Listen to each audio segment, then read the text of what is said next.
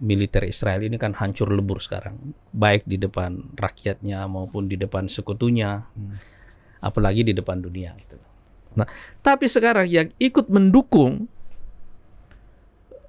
Palestina ini bukan cuma orang Muslim yang ada di Eropa, juga orang Eropanya sendiri, dan yang lebih khusus lagi adalah orang-orang Yahudi sendiri.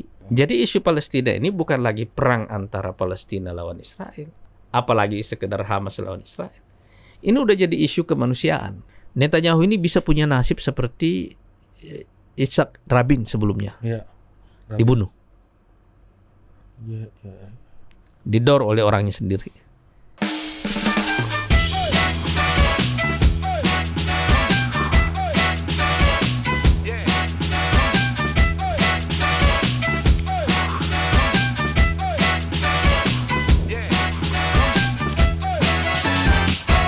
Oke, assalamualaikum warahmatullahi wabarakatuh. Waalaikumsalam warahmatullahi Karena wabarakatuh. ada seorang ustadz di sini dan kita sudah kedatangan seorang guru di hari yang sangat berbahagia ini, gitu. Dan akan kita dengarkan tausiah-tausiahnya dari Partai Gelora, tapi bukan Fahri Hamzah. Anda kan penonton Fahri Hamzah semua, Anda di sini. Ini coba ini yang lebih paradigmatik Anda dengarkan tausiah-tausiahnya. Selamat datang Ustadz Aris Mata. Assalamualaikum. Sehat Mas Arya. Alhamdulillah. Warahmatullahi wabarakatuh. Alhamdulillah, Ustadz segar sekali kelihatannya. Alhamdulillah. Ini kan bagian dari basa-basi opening nih Ustadz. Mas Arya juga makin langsing gitu. Nah, langsung aja Ustadz. Nih penonton ini biasanya kalau saya kasih opening terlalu panjang diprotes. Terlalu banyak lo ngomong, kan netizen kan gitu. Ustadz, banyak yang nggak sekolah. Justru dia menonton YouTube ini untuk belajar lebih wise gitu kan, lebih bijaksana Ustadz. Alhamdulillah. Ya. Dan pertanyaan pertama Ustadz ya, ini lagi ramai soal isu Palestina Israel.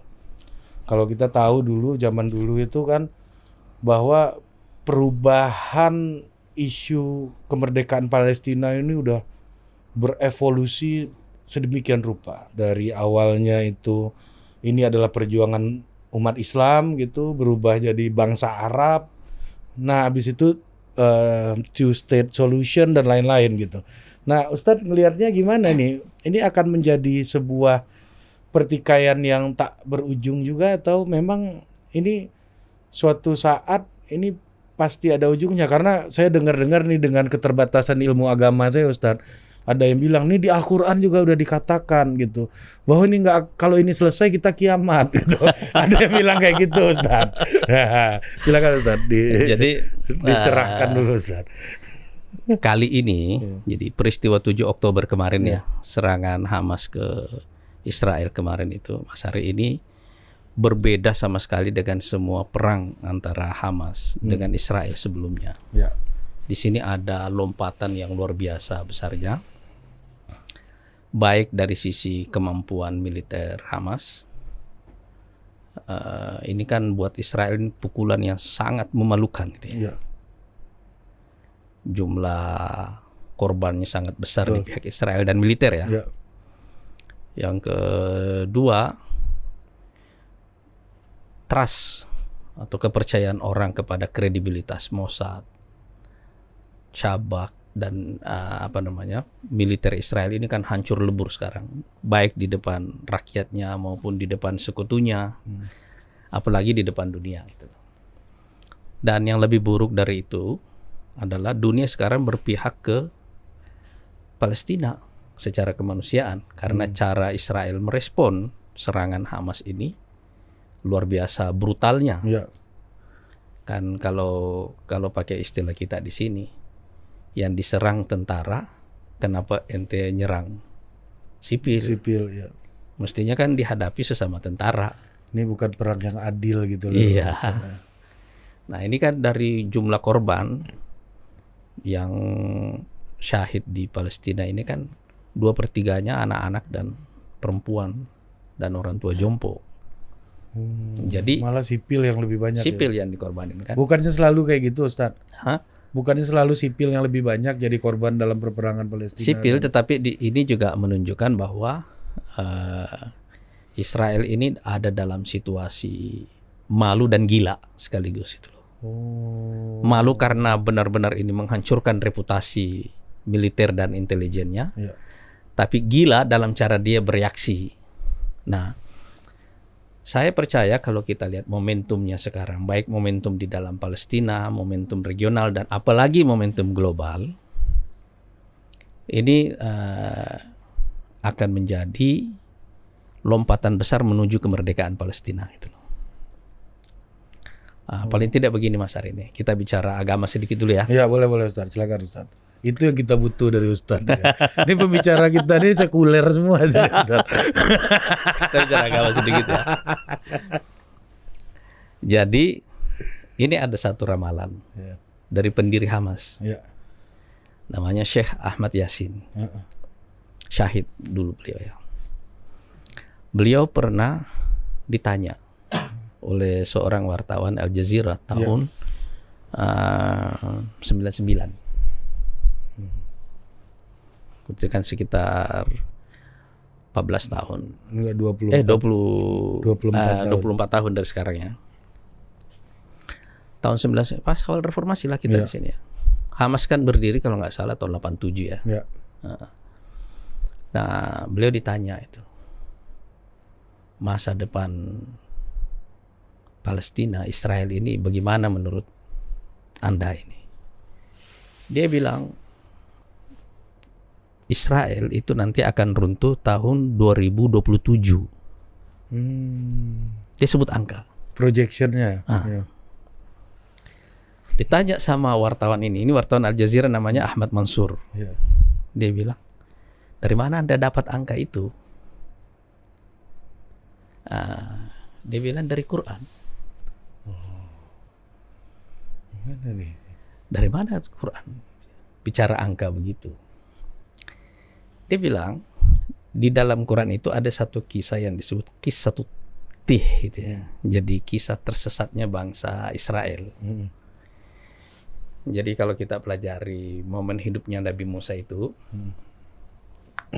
Nabi Musa itu kan ada dalam istana Fir'aun. Habis peristiwa beliau membunuh orang Kipti, dia lari dari istana ke Madian. Kira-kira sekitar 10 tahun, balik lagi berjuang meruntuhkan Fir'aun. Setelah Fir'aun tumbang, nah mereka Exodus dibawa oleh Nabi Musa pergi untuk maksudnya mau dibawa ke Kanaan untuk melawan para tiran-tiran yang ada di situ itu. Nah, cuma di sini terjadi ini yang disebut kalau dalam Quran itu cerita tersesatnya Bani Israel dalam proses perjalanan ini di Gurun Sinai, dan masa tersesatnya itu 40 tahun kalau dalam Quran. 40 tahun. 40 tahun. Jadi kata Syekh Ahmad Yasin, 40 tahun itu adalah umur satu generasi. Nah, Israel itu kan berdiri tahun 1948. 40 tahun kemudian itu 1987 ya. Hamas lahir. Nah, 40 tahun lagi sesudahnya, nah itu pas 2027 nanti itu. Iya. Jadi generasi ini, generasi pertama 40 tahun ini generasi jagoan ini yang membangun Israel ini. Nah, sekarang ini generasi yang tersesat nih setelah ini. Declining ya. Di saat Hamas dan masyarakat Palestina secara umum mulai mencapai puncak kesiapannya untuk merdeka gitu. Itu ininya. Jadi beliau membacanya seperti itu. Jadi ini masalah yang disebut dengan umur generasi pendekatannya gitu ya. Ya jadi memang umurnya, waktunya runtuh ini negara gitu. Kalau sekarang tahun berapa ini? 2023. 4 tahun lagi. 4 tahun lagi itu ya. Jadi kalau Prabowo Gibran menang kira-kira di pertengahan periodenya. Masuk juga itu iklan. Kalau Gelora menang. Iya, Gelora. Harus menggelora di Senayan. Harus Ustaz. menggelora itu. Ya. Jadi kita gelorakan kemerdekaan Palestina. Nah, yang kedua, beberapa tahun lalu mantan Perdana Menteri Israel, Ya, Ehud Barak, Barak ya. itu memberi peringatan kepada orang Israel, orang Yahudi. Beliau mengungkit satu istilah yang disebut dengan kutukan dekade ke-8. Oh, oke. Kutukan Dekade dekade ke-8. Dia mengatakan, si Ehud Barak ini mengatakan bahwa tidak pernah dalam sejarah bangsa Yahudi mereka mempunyai negara lebih dari 80 tahun. Kecuali di 2 periode. Satu periodenya Nabi Daud, kerajaan Daud ini. Itu pun mulai gejala menuju keruntuhannya pas di dekade 80 ke-8 itu. Ada satu lagi saya lupa namanya. Jadi sekarang Israel ini dalam pengalaman mereka adalah negara yang ada di ambang threshold 80 tahun itu. Iya. Dekade ke-8. Dekade ke-8 itu. Oh. Ed Gitu. Cruz itu lah ya. Iya. Dekade ke-8, kutukan dekade ke-8. Iya, jadi ini thresholdnya Israel itu umur negaranya 8 dekade maksimum gitu loh. Ini kan sudah mendekati nih. Iya. Jadi tahun 2002 kalau nggak salah yang lalu, Newsweek, berarti kan 21 tahun lalu ya. Iya. Newsweek membuat satu cover story tentang masa depan Israel, bagaimana negara ini bisa survive. Nah, kalau kita lihat sekarang, ini pandangan ini dulu ya. Iya. Keyakinan keagamaan di kedua belah pihak nih. Iya. Teologis. Ya. Ada lagi pikiran juga di kalangan bangsa para agamawan Yahudi yang banyak mengatakan yang tidak percaya pada sebenarnya negara Yahudi itu, bahwa nasibnya orang Yahudi itu diaspora. Ya, kayak orang Padang. Nasibnya itu diaspora. Jadi kalau pada suatu masa dia menyatu dalam satu negara, itu bukan takdirnya. Oh, itu bukan takdir. Dan tidak boleh begitu. Itu Dia ada harus pandangan terus kayak gitu tuh, Ustaz. Iya. Dia harus terus menerus diaspora. Terus upaya untuk melawan takdirnya itu gimana? Nah, ini kan yang terjadi pertentangan di kalangan masyarakat Yahudi sendiri kan. Kan negara Israel ini kan produknya Zionis gitu. Iya. Iya kan? Gerakan di dalam masyarakat Yahudi yang menginginkan bahwa orang Yahudi ngumpul di satu tempat. Ya, yang punya negara sendiri. Yang lebih banyak sebenarnya berhubungan dengan histori mereka di Eropa. Di akhir abad ke-19 dan awal abad 20. Ini semacam peristiwa kayak Holocaust segala macam. Iya, jadi mereka itu sudah mengantisipasi bahwa setiap kali nasionalisme di Eropa naik, korbannya adalah Yahudi. Karena mereka minoritas di sana kan. Nah, bersamaan dengan masuknya Perang Dunia Pertama dan Kedua, mereka sudah menduga bahwa nasionalisme yang muncul di Eropa ini pasti akan berujung pada pembantaian orang-orang Yahudi itu. Dan memang itu kan yang terjadi kan? Iya. Gitu. Jadi ini semacam utang moral bagi Eropa kalau kemudian Inggris dan Amerika menjadi sponsornya untuk mendirikan negara bagi orang-orang Yahudi itu, iya kan? Nah, itu dulu ya pandangan dari sisi keagamaannya. Sekarang kalau kita lihat dari sisi geopolitiknya, Israel ini kan negara yang berdiri atas sponsor. Di top down ini. Iya kan? Sponsornya itu Amerika, Eropa, sama Uni Soviet. Ya, kayak partai juga Ustaz, ada yang karena sponsor, ada yang dari rakyat kan? Betul. Gelora ini kayaknya dari rakyat. Masuk sponsor promo lagi kan. Makanya namanya gelombang rakyat gitu kan? Karena dari rakyat. Dari rakyat. Ada yang dari sponsor ada. Nah, kalau dia ini negara ini bagaimana ceritanya sih bangsa yang tidak punya negara, tidak punya tanah kok itu. Iya kan? Makanya setiap warga negara Israel itu punya 2 paspor paling sedikit. Ya, ya, Iya kan? double warga negara, double citizenship. Dulu ini negara bisa berdiri karena sponsornya ini sepakat.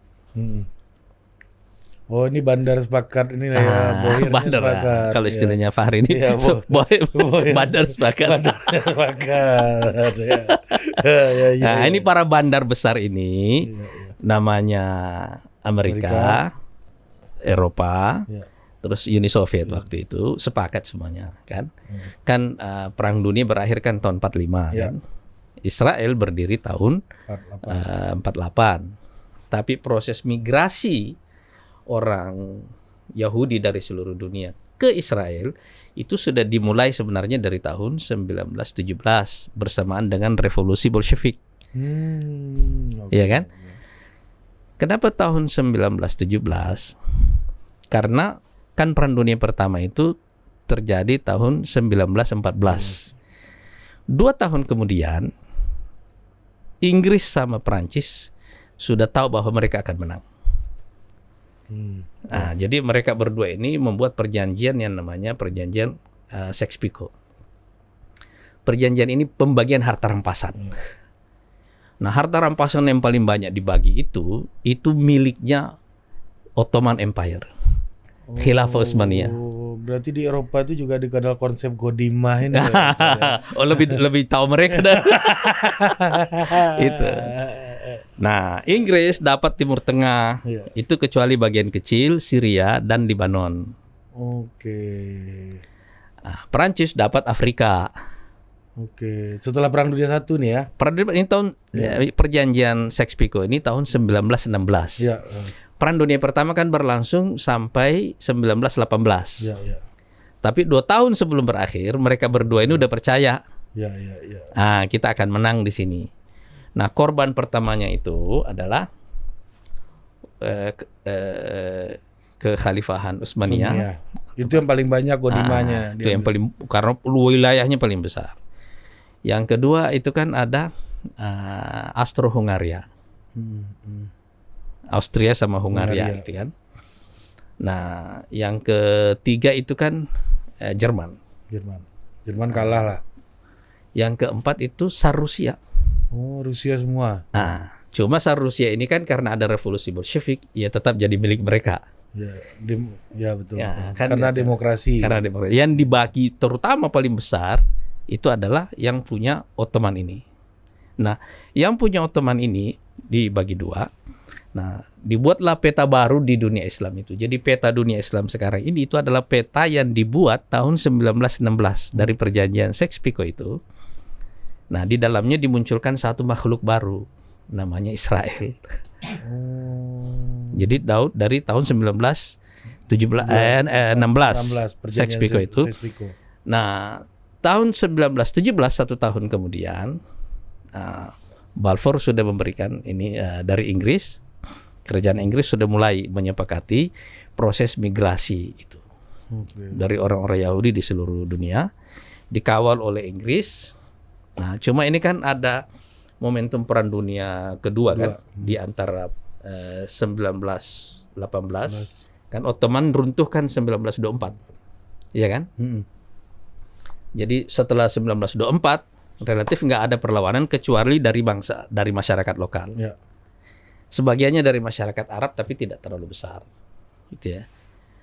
Walhasil ini sekutu menang dalam Perang Dunia Kedua tahun 45. Ya. PBB didirikan dan kemudian Israel juga didirikan, gitu ya. Pada 48. 48 itu. Nah, sekarang sponsor ini berkelahi.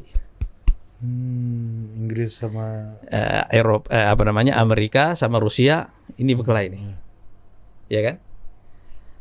Setelah perang Ukraina, korban paling besar setelah Ukraina sendiri itu sebenarnya adalah masyarakat Yahudi.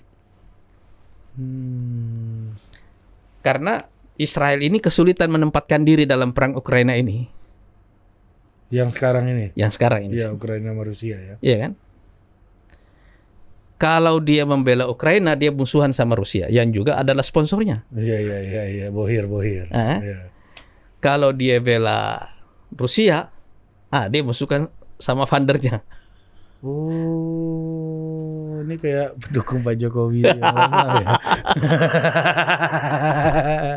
Mau ngelawan salah, nggak dilawan salah juga. Nah, jadi dia kena sandwich ini. Iya, iya, iya. Israel ini di sini nih. Iya kan? Iya, iya. Benar. Kena sandwich dia di sini. Makanya waktu Hamas mendukung menyerang Israel, Ya. kan Rusia bilang, itu karena kesalahan politik luar negeri Amerika. Oh iya, benar. Iya kan? Iya. Ini karena sponsor ini. Nah, persoalan lain dari sponsor ini, Eropa. Ini variabel baru lagi nih, Ustaz ya. Eropa ini kan dia zona paling aman tadinya nih kan. Iya. Tapi setelah perang Ukraina, nggak ada lagi yang namanya keamanan di situ kan. Iya. Jadi setelah Ukraina menjadi korban paling besar dalam perang ini, di luar dari warga Yahudi, Eropa secara umum. Titik epicentrum sekarang. Kalau Mas Ari lihat kemarin kan setelah serangan ini, kan Biden datang. Ya. Ini Presiden Amerika datang Ya. nih. Presiden Prancis datang. Ya. Macron kan. Macron. Perdana Menteri Inggris datang. Ya. Semua berusaha ngasih, atau Jerman datang. Semua ngasih dukungan. Tapi at the end dukungan itu nggak ada isinya. Kenapa? Eropa nggak kuat menghadapi front terlalu banyak. Dampak inflasi Ya. dari perang Ukraina ini bagi Eropa itu terlalu besar. Nggak kuat sekarang mereka menghadapi dia itu. Iya, bahkan Jerman aja misalnya waktu menghadapi musim dingin jangan ngeluh soal gas, pakai aja jaket yang lebih tebal kata pemerintahnya kan. Iya kan? Iya. Nah sekarang bayangkan kalau mereka harus mengongkosi 2 perang nih. Iya, ini simultan nih. Simultan, iya kan? Satu aja berat, Satu, iya, apalagi 2. Betul, Nah. betul. Udah gitu Presiden Ukraina, kan Yahudi juga. Oh, Zelensky Zelensky ini Yahudi, Jewish. ya. Oh. Jadi apa dampaknya nanti? Nah sekarang jumlah imigran Muslim di Eropa ini kan besar. Iya. Londonistan gitu Ah, misalnya itu. kan. Belanda sekarang kan. Jadi kalau kita lihat sekarang Perdana Menteri Inggris orang India, Iya, Sunak. iya kan? Iya, heeh. Yang satu lagi apa yang orang Pakistan, Scotland ya. Nah, Scotland. jadi kalau kita lihat sekarang ini, Eropa ada dalam krisis yang luar biasa dalamnya. Nah, sekarang coba Anda lihat demo-demo dukungan kepada Palestina ini paling banyak di mana? Turki. Eropa justru. Iya. Ya, Turki itu nggak masuk Eropa ya, Mas Ustaz ya? Mau dia masuk Uni Eropa tapi nggak diterima sampai bukan sekarang. ya. Oh iya. Kalau bola masuk. Kalau boleh masuk, kalau geografi peta masuk, Iya. ya kan? Iya. Cuma sebagai anggota Uni Eropa belum nggak masuk. Ya, Eropa. Tapi sekarang demo-demo dukungan kepada Palestina kan paling banyak di seluruh kota Eropa. bukan karena Eropanya mau mendukung Palestina, karena diaspora Islamnya ada di mana-mana. Ada di mana-mana Muslimnya itu. Ada di mana-mana. Nah, tapi sekarang yang ikut mendukung Palestina ini bukan cuma orang Muslim yang ada di Eropa, Oke. juga orang Eropanya sendiri.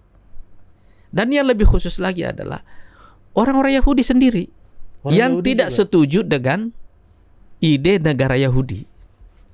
Oh, balik lagi ke Nah, isu jadi kira fundamental katakanlah itu ini ya. Yahudi kultural ini. Oh, iya. Yang struktural jalan terus. Kalau ini kan Iya. Ini kayak Masinton aja Batak kemarin udah pakai syal-syal Palestina ini interupsi di parlemen. Nah, sekarang kan semua kan memberikan dukungan kan. Jadi isu Palestina ini bukan lagi perang antara Palestina lawan Israel, apalagi sekedar Hamas lawan Israel. Ini udah jadi isu kemanusiaan. Oh, oke. Dan sekarang semua orang berpikir bahwa nggak ada solusi lain kecuali Palestina merdeka gitu. Oh, ini udah kayak Gandhi dulu dipukulin orang itu ya.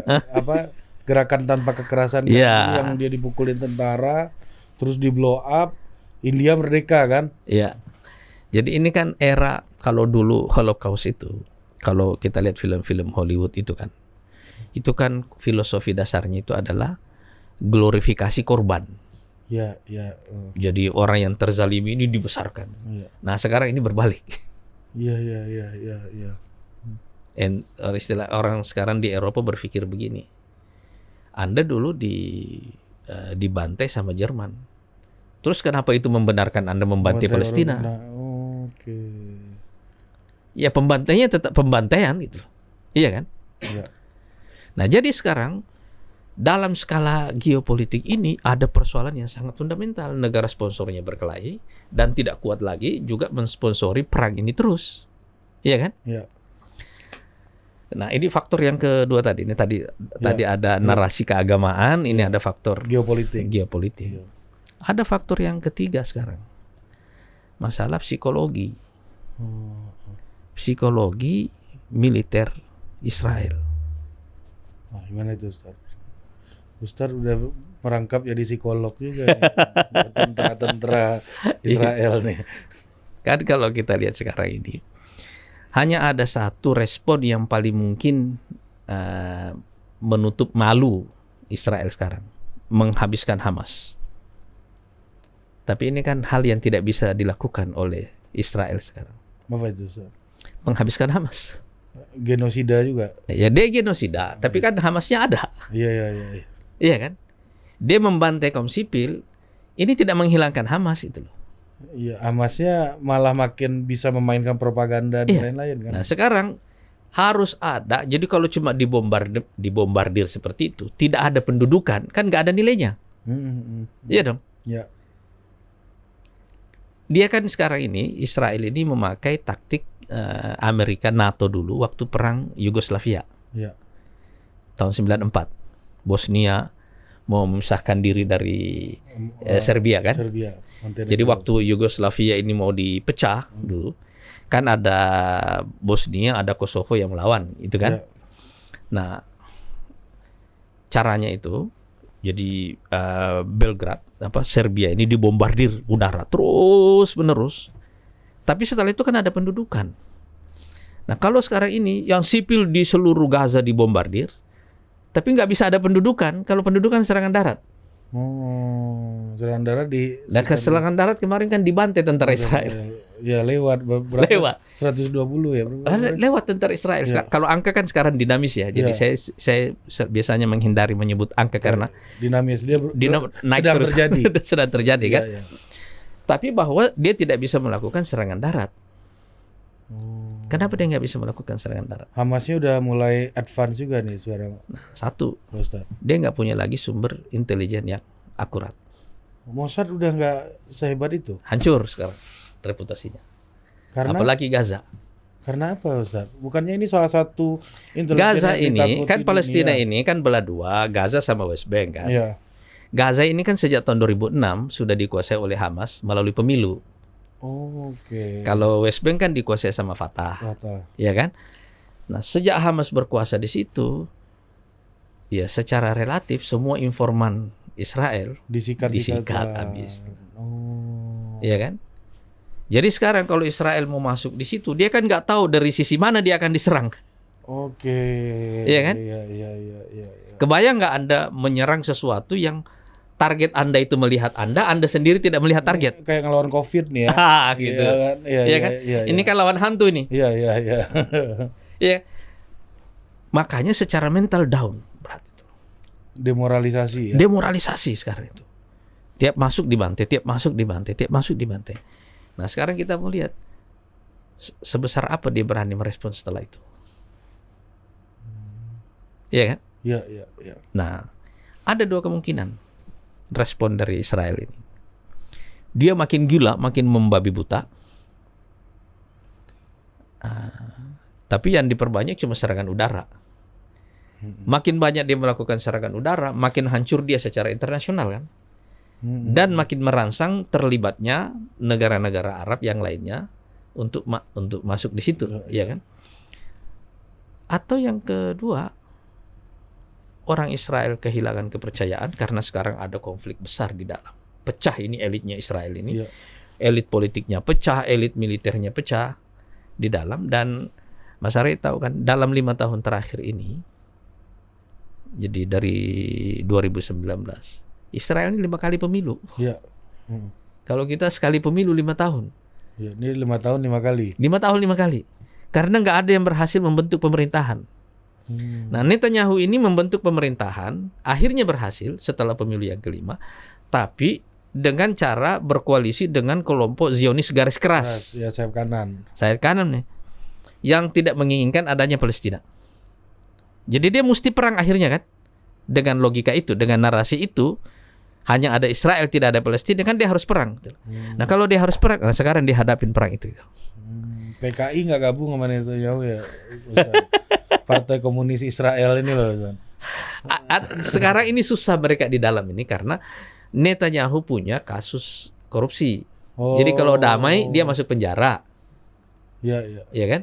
Nah sekarang bagaimana Israel, Netanyahu ini menghadapi kasusnya sendiri, pembelahan di elitnya, pembelahan di tentaranya, di tengah musuh yang dia tidak tahu sebesar apa kapasitasnya. Iya kan? Iya. Nah kemungkinan kedua itu adalah kalau di dalam mereka mengalami kekalutan, Netanyahu ini bisa punya nasib seperti Yitzhak Rabin sebelumnya. Dibunuh. Didor oleh orangnya sendiri. Pertikaian istana ini ya. Iya. Ustaz ya. Ya sekarang orang berpikir sekarang kan, ini gara-gara satu orang ini kita repot semua di sini, mendingan dihabisin. Ini bukan provokasi kan? Bukan. Ini hanya faktanya begitulah. Faktanya begitu karena pernah terjadi sebelumnya kan. Presidennya ada. Ada presidennya kan gitu. Ya kan di Indonesia belum ada pembunuhan presiden. Jangan dong. Ya kan? Bagus lah kita kan. Artinya kita ini dewasa dalam demokrasi kan. Kalau mereka punya histori loh. Iya, Amerika punya histori. Amerika punya histori. Kita ada percobaan tapi nggak berhasil. Dulu Bung Karno zaman dulu. Ya. Jadi di sini di dalam kasus ini Israel punya masalah besar di dalam ini, sisi psikologi mereka. Disebabkan oleh perpecahan elit, disebabkan oleh serangan mendadak yang tidak terantisipasi, dan mereka sekarang nggak mengerti jalan keluarnya bagaimana gitu. Sementara sekarang kalau Amerika mau masuk ke situ, terlalu jauh dia di situ, dia harus menghitung frontnya mulai terlalu banyak. Nah sekarang Anda membayangkan kan Cina melihat ini Israel nih, kasus Israel sekarang kan dia bilang, kita tunggu Amerika datang ke Taiwan. Mau buka front baru lagi. Iya kan? Makin simultan mainnya. Sekarang Rusia memandang kasus ini kan lain lagi kan ceritanya dia kan. Dia bilang, bebannya di Ukraina lebih ringan gitu. Karena Amerika udah main lagi di sini. Ada mainan baru di situ. Silakan nanti hadapi. Berarti nggak fokus lah. Nggak fokus. Jadi front yang terlalu banyak seperti ini sekarang, ini menyebabkan Israel kena sandwich. Nah, ada faktor yang lebih berbahaya, sentimen anti-Yahudi yang meningkat. Ratusan kali lipat sekarang di seluruh dunia, terutama di Amerika dan Eropa itu. Kalau sentimen anti-Yahudi ini menguat, ini faktor keempat yang saya mau sebutkan. Sentimen anti-Yahudi ini menguat di seluruh dunia. Jadi jangan membayangkan Holocaust itu dilakukan oleh Hitler, dilakukan oleh rakyat. Di mana ada orang Yahudi, kita bunuh Yahudi. Ini udah kayak penjarahan inilah dulu, Ustadz ya. Iya. Ngeri banget ya itu ya. Sekarang kalau Anda melihat survei-survei di seluruh di Eropa dan Amerika khususnya sekarang ini, sentimen anti-Yahudi ini luar biasa besarnya sekarang itu. Nah, ini 4 faktor ini tadi ini ada narasi keagamaan ya, ada geopolitiknya, kemudian ada psikologi orang Israel, elit dan rakyatnya serta militernya sekarang. Kemudian faktor yang ketiga ini sentimen anti-Yahudi di seluruh dunia. Yang keempat ini sentimen anti-Yahudi ini. Menurut saya ini yang menciptakan lompatan besar dalam peristiwa 7 Oktober kemarin. Kalau dulu kan orang masih berpikir Yahudi ini korban Holocaust gitu. Iya. Kalau sekarang udah berubah. Pelaku Holocaust dia kan. Iya. Udah beda ya. Dia sekarang pelaku kan. Kalau politik Indonesia orang ngaku korban semua sekarang. Iya kan Ustaz? Kita korban. Apa sih yang tidak? Selama ini. Kalau Gelora mau membela korban Palestina. Jadi kalau Gelora menang, kita akan mempercepat, memberikan semua dukungan yang diperlukan untuk kemerdekaan Palestina. Karena itu kan satu kewajiban agama. Berarti momentumnya makin dekat. Makin dekat ya. Itu kewajiban agama. Itu kewajiban kemanusiaan, dan yang lebih penting juga ini amanat konstitusi. Iya. Tanggung jawab konstitusional. Iya. Amanat para pendiri bangsa kita kan. Kita bersama memberikan dukungan kepada orang yang bangsa yang masih terjajah di dunia gitu. Berarti memang solusi yang ditawarkan selama ini itu gagal, itu memang nggak, bohirnya nih lagi akur aja semuanya nih, Ya. Ustadz ya. Kan dari ini adalah soal bangsa Arab, ini soal agama, soal two state solution dan sampai ke sini. Dulu tuh semua solusi yang ditawarkan tuh nggak mungkin akan berhasil karena konteks geopolitik dan Tidak peta mendukung. resource-nya Tidak nggak. mendukung. Oh. Kalau sekarang ini sangat mendukung kondisinya itu. Di saat dunia lagi babak belur Makanya kayak gini sekarang semua negara-negara di dunia sekarang memberikan hanya ada satu solusi, Palestina itu. Palestina merdeka udah. Nah, tadi keruntuhan Israel, Pak Ustadz sempat singgung, gimana negara kayak Israel tuh bisa runtuh? Karena pertanyaannya gini, ini science di situ berkembang, salah satu negara yang inovasinya tinggi gitu. Dan kita tahu di Israel itu juga ada voters, kalau lihat votersnya 30%-nya itu muslim juga gitu. Makanya ada yang mengatakan, para ahli mengatakan nggak mungkin Aqsa ini disikat sama Israel gitu ya, karena itu akan menimbulkan sentimen di 30% penduduk mereka ya yang muslim. Dan kemarin tuh sempat ada laporan dari Al Jazeera juga kalau saya nggak salah, ada keluarga yang keluar tahun baru waktu itu ada serangan bom itu, dan itu muslim ternyata di Israel gitu. Jadi orang-orang Arab muslim yang ada di sana itu adalah mereka yang tidak sempat keluar dari kampungnya waktu Israel sudah membuat batas teritorinya tahun 48. Yang kedua, ekstensi dari wilayah Israel lagi tahun 67. Gitu. Jadi batas teritorinya kan nambah terus kan? Ya. Gitu. Kalau istilah kampung kita Belanda minta tanah inilah. Gitu. Ya. Nah, orang-orang yang tidak bisa keluar dari kampungnya itu, tapi teritorinya udah dicaplok oleh Israel. Nah, itu yang ada di dalam situ. Kan persoalan mereka ini kan negara yang namanya Yordania itu dulu kan dibuat sebagai tempat penampungan orang Palestina. Sekarang kan Israel mau supaya orang di Gaza ini diusir seluruhnya ke Sinai. Wilayah Mesir. Ya. Nanti dibikinilah perkotaan di sana, kasih ini kerjaan buat orang-orang itu. Kan dia maunya begitu kan? Yang sekarang akan terjadi kebalikannya Mas Ari itu. Saya pernah ditanya dulu, kalau nggak salah ini tahun 2008-2009 saya ditanya dulu. Satu orang peneliti dari Amerika, kebetulan orang Yahudi. Namanya Dr. Julie Chernoff. Jadi dia menemani saya kampanye ke Dapil di Sulawesi Selatan waktu itu. Ada semingguan dia nemenin saya, ikut terus. Sambil jalan dia tanya saya tentang Israel ini. Jadi dia tanya saya, jadi apa menurut Anda solusi Israel? Dia bilang bubar. Israel harus bubar. Dihilangkan dari map. Nah, terus orang yang ada di Israel kemana sekarang? Saya bilang dari mana mereka datang? Mereka kembali ke tempat mereka, dari mana mereka datang.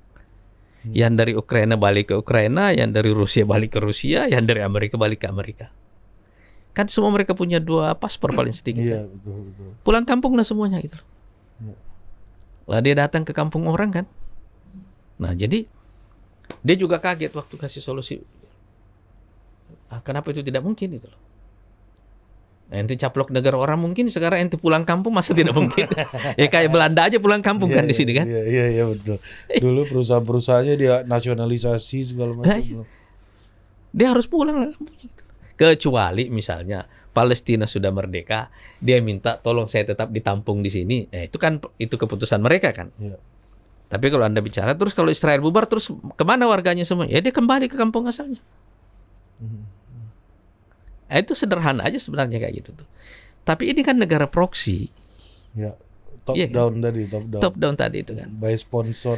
Nah, sekarang yang masalah besar ini adalah karena sponsornya lagi bertengkar kan. Iya. Bandar lagi apa istilahnya? Bandar belum sepakat. Bandar belum sepakat. Bang Pari paten. Jadi saya sekarang optimis bahwa dan kita juga di Gelora itu menjadikan agenda kemerdekaan Palestina ini benar-benar sebagai amanat konstitusi yang harus kita perjuangkan.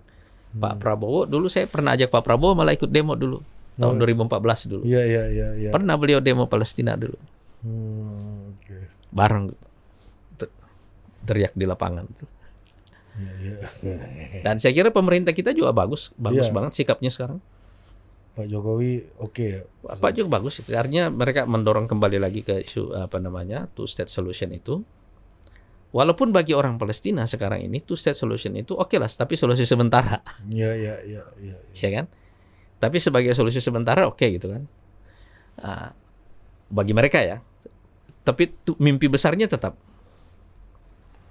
Nah, cuma menurut saya nanti kombinasi antara lompatan besar dalam kapasitas organisasi perlawanan di Palestina ini, ditambah dengan kombinasinya tadi dengan situasi geopolitiknya, konflik antar bandar ini, Iya. konflik antar sponsor, dan daya dukung yang semakin menipis. Sebab kalau nggak ada dukungan, Israel habis. Iya. Kalau yang kita sebut dengan di sana pusat teknologi, itu gampang lah, itu kan proxy aja gitu loh. Oh iya, dari berbagai macam tempat di Iya. dunia juga ya. Iya, Oh itu proxy ya. proxy aja yang gitu. Kayak pertanian katanya ada beberapa orang yang saya ketemu di sini Pak Ustadz. Ngakunya, wah ini teknologi ini dari Israel nih. Gitu kan, nah gitu. Itu war yang gitu-gitu. Ada, tetapi itu kan proxy aja kayak gitu tuh. Oke, karena Gitu. kedekatan dan kesamaan ini ya. Karena mereka negara proxy memang kan. Negara proxy pada dasarnya, ya semua yang ada di dalamnya beserta seluruh isinya, ya proxy. Iya, iya, iya, iya. Nah sekarang kalau misalnya bandarnya mundur, Iya, sponsor nggak ada. ya dia nggak bisa jalan sendiri itu. Iya. Nanti banyak nih 2024 nih, Pak Ustadz. Bandar mundur nggak kampanye lagi kan? Tapi kalau keluar jalan terus, jalan terus itu. Nah, beberapa waktu yang lalu, Pak Ustadz, ini kemarin berapa hari kapan ya, Profesor Greg Barton datang ke sini? Seminggu yang lalu, Ustadz. Profesor Greg Barton dari Deakin University, seorang peneliti soal sejarah Islam di Indonesia, itu datang sini bercerita bahwa jangan salah katanya, isu Palestina ini harus benar-benar diperhatikan dengan hati-hati. Karena apa? Karena jangan sampai ada salah satu kandidat di Pilpres gitu ya yang memakai isu ini dan ditempelkan ke kelompok-kelompok tertentu, dan ini akan bahaya gitu. Nah, ini juga membuat kita balik lagi ke belakang, kita ingat peristiwa penolakan timnas Israel oleh salah satunya bakal calon presiden sekarang itu Pak Ganjar gitu, yang mengakibatkan Piala Dunia U20 gagal diselenggarakan di Indonesia gitu. Ini Pak Ustadz melihat sikap ini ya, sudah ternyata benar nggak sih? Banyak yang ngomong di medsos, dulu kita boykot, Ganjar boykot, kalian marah-marah gitu kan. Sekarang beneran kan, sekarang dukung Palestina semua kan. Nah dulu dia diproyeksikan oleh disertasinya Sekjen PDI Perjuangan, kebetulan saya sempat baca summary-nya, ini tentang geopolitik Bung Karno gitu kan, yang mana di situ melihat kemerdekaan Palestina itu adalah salah satu cita-citanya Bung Karno yang harus dijalankan oleh pemerintah Indonesia, dan di Palestinanya, di Israelnya sedang dikuasai oleh kelompok sayap kanan seperti yang Ustadz sempat singgung tadi. Gimana Ustadz lihat? Jadi kalau menurut saya malah mau mengajak semua capres ini ikutan demo mendukung Palestina gitu loh. Iya. Erdogan aja presiden ikut demo kok gitu loh. Rame banget tuh. Rame kan? Anwar Ibrahim juga ikut di di demo Malaysia juga gitu tuh. Sekarang tidak ada satupun yang bisa menggunakan ini hanya sekedar untuk kepentingan politiknya. Ini kan isu kemanusiaan ya. Iya. Sekarang kalau menurut saya justru pemerintah harus terlibat itu loh. Malah ada bagus kalau menurut saya suatu waktu dari demo-demo ini Pak Jokowi pun turun demo. Kan bagus kan? Iya. Pak Prabowo ikut demo, artinya memberikan dukungan publik seperti itu kan. Pak Ganjar, Pak Anies semuanya ikut demo itu. Nggak ada yang bisa satupun yang memanfaatkannya sekedar untuk kepentingan elektoral ya. Nggak ada. Ini isu kita bersama, ini adalah amanat konstitusi yang harus kita perjuangkan. Saya tidak khawatir bahwa orang menggunakan, justru kita mau tarik nih semuanya gitu. Justru harus turun-turun aja semuanya gitu.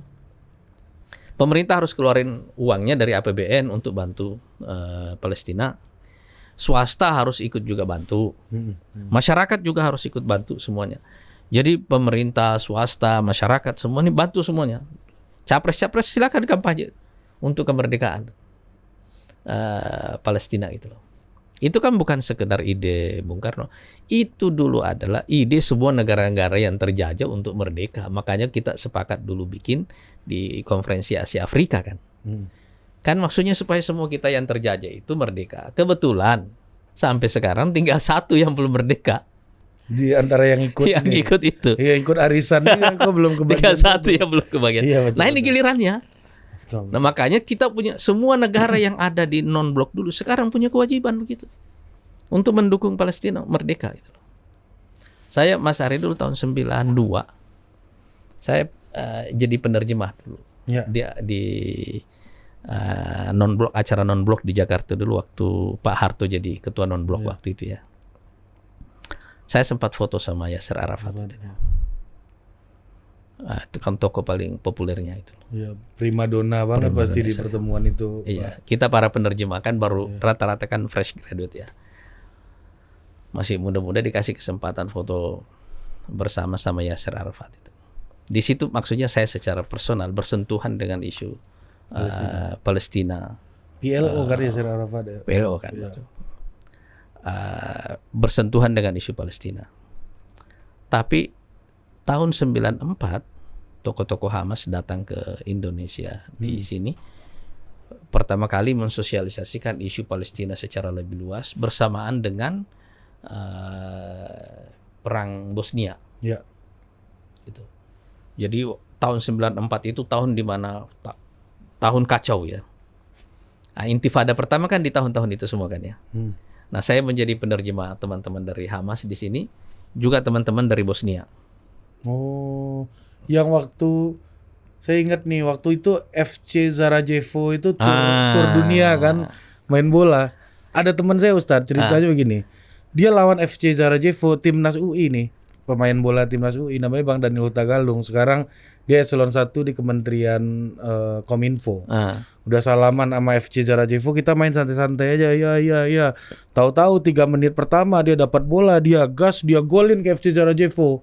Teriak selebrasi sendiri. FC Sarajevo-nya kesel, dihantam 7-1.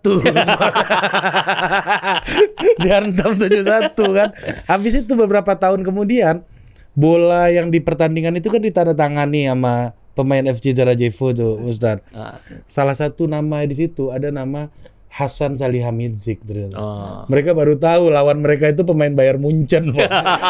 Kemudian wajar lah 7-1. Lu sekarang jadi staf khusus menteri dia main bola Bayern Munchen.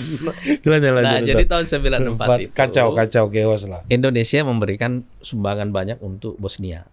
Ini dalam rangka non-blok ini atau KA dulu tuh? Waktu itu konsepnya karena kan masyarakat Bosnia dibantai sama Serbia dulu kan. Oh iya. Arkan segala macam dulu itu kan. Siapa namanya? Slobodan. Milosevic. Ya. Di Bosnia waktu itu pimpinannya almarhum Izzat Begovic. Ya. Jadi kebetulan teman-teman Bosnia yang datang itu rata-rata pada bahasa Arab ya bisa. Iya.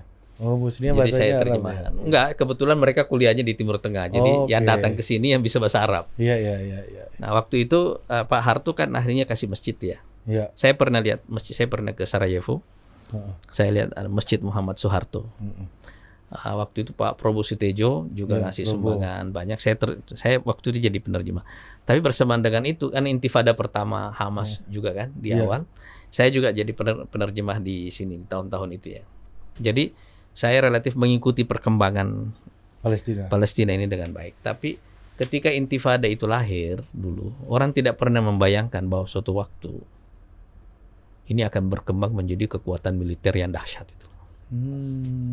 Kan orang awalnya cuma mengandalkan ketapel dulu kan. Iya.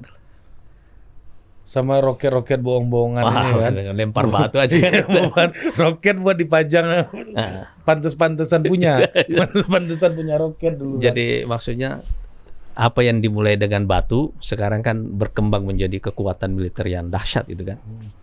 Nah, tapi jadi kalau kita lihat dari itu kan tahun 94 ya mulainya ya. Toko-toko yang datang dulu ini masih ada semuanya relatif. Oh, gitu. Yang datang dulu pertama kali ke sini masih ada semuanya dan saya masih biasa bertemu dengan mereka gitu. Masih berjuang mereka ini. Masih berjuang. Kalau 94 sampai sekarang kan udah berapa tahun kan? 29 ya. Kan tidak terasa. Ini yang disebut dengan umur generasi ini kan. Iya. Nah, jadi ini bertumbuh dan makin hari kekuatannya makin kuat. Bersamaan dengan itu nih ada decline. Secara geopolitik, secara politik di dalam Israel Bohir belum sendiri. sepakat ini. Bohir belum sepakat tadi. Nah, ini akan ada titik temunya nanti ini gitu kan. Titik temu di mana puncak decline-nya, titik nadirnya, dan ini puncak pertumbuhannya. Ini yang menurut saya nanti akan menjadi momentum kemerdekaan Palestina itu. Nah, tadi soal itu, Ustadz, penolakan timnas Israel ini apakah itu kayak gitu sikap yang tepat nggak sih menurut Ustadz? Kalau menurut saya kan begini ya. Kalau mau ditolak ya ditolak sejak awal dulu. Isu itu biasnya karena diterima di awal, ditolak di tengah jalan. Iya. Kan sudah tanda tangan semuanya gitu loh. Iya kan? Jadi tidak terlihat bahwa itu murni untuk satu narasi. Iya kan? Lah kalau mau misalnya dari awal sudah nolak, kan pemerintah nggak perlu keluar duit untuk jadi tuan rumah. Iya. Iya kan? Karena berpotensi juga pasti Israel masuk. Lah ya otomatis dong. Iya. Iya, karena Piala Dunia kan. Iya. Jadi harusnya timnas Indonesia kalau memang konsisten pemerintah dari awal semua event yang bersifat dunia jangan mainin dari awal. Atau dari awal bikin syarat. Oke, kita siap jadi tuan rumah kecuali Israel. Ya nggak bisa lah. Orang Piala Dunia bola kemarin Rusia dicoret kok. Iya. Karena perang Ukraina kan. Iya. Bayangkan tahun 2018 kan mereka jadi tuan rumah. Betul. Tiba-tiba dicoret. Habis itu dicoret kok itu. Gimana ceritanya kan? Iya. Kan bisa kita kasih persyaratan begitu. Karena dia negara penjajah, nggak boleh masuk ke Indonesia gitu loh. Tapi kan itu tidak diperjuangkan sebagai syarat. Diterima dulu, bangun infrastruktur, di ujung baru gitu. Nah, berarti artinya itu motifnya politik. Tidak, itu bukan masalah narasi dari awal. Dari awal menerima itu harus dengan syarat tadi. Harus dengan syarat mestinya dong. Tapi kalau dia sudah terima di awal, habis itu di tengah jalan ditolak, ini kan sama aja Anda pesan GoFood, habis itu suruh pulang gitu. Gak jadi. Tapi orang barangnya udah datang gitu. Barangnya udah datang karena cabenya kebanyakan gitu. Harusnya dari awal bilang saya nggak mau ada cabe. Iya dong. Oh iya. Oh gitu ya Ustaz ya. Ada nggak istilah kalau mau kalau kita pesan GoFood habis itu ya cabai kebanyakan pulang gitu. Iya nggak bisa sih, telan aja udah. Oh di situ inkonsistensinya menurut Ustaz. Oke. Nah besok kalau kita mau jadi tuan rumah apapun yang levelnya dunia harus dengan syarat nggak ada Israel. Ya kasih jelas dulu syaratnya kan. Iya ya. Kalau dikasih syarat begitu kan clear kan. Ya Rusia aja coret bisa ya. Coret ya bisa. Masalahnya kan begini kan kita sudah keluar duit untuk infrastruktur. Berapa kerugian negara dari situ kan? Iya. Gitu. Artinya sebagai manuver politik ongkosnya terlalu besar dan inkonsisten gitu loh. Iya. Gitu. Nah kalau demo-demo yang Ustadz bilang tadi penolakan Israelnya kan lagi rame juga nih boykot ini. Boykot produk-produk ini. Nah gimana Ustadz lihatnya? Sebenarnya kan secara impact bisnis dan ekonomi itu tidak terlalu besar. Walaupun orang misalnya sekarang misalnya menjelaskan bahwa Kita misalnya memboikot apa sih produk Israel yang itu mau boikot itu kan? Ini kopi aja kita udah nggak pakai Israel nih lokal nih. Atau produk Yahudi lah, orang yang punya Yahudi itu semua kan. Orang semua media punya Yahudi. Yang pada dasarnya kan faktanya orang-orang Yahudi mendominasi produk-produk global seperti itu kan. Secara bisnis dan ekonomi itu tidak banyak pengaruhnya. Ya. Tapi secara politik, secara psikologis itu besar sekali pengaruhnya gitu loh. Nah, gimana Ustaz? Besar pengaruhnya dalam pengertian itu adalah instrumen perlawanan. Gitu. Artinya ada instrumen perlawanan secara ekonomi. Itu dipakai seperti itu gitu. Ya. Cuma kan begitu mau didetilkan kan susah gitu loh. Susah. Kita kalau bikin sesuatu ini ada Israelnya, ada ini enggak, ini bingung juga kan. Ada susah aja. Makanya kalau menurut saya kita fokus kepada isu besarnya soal isu kemerdekaan tadi itu kan. Kalau isu kemerdekaan itu terjadi, yang lainnya kan bisa ini menyusul kemudian gitu.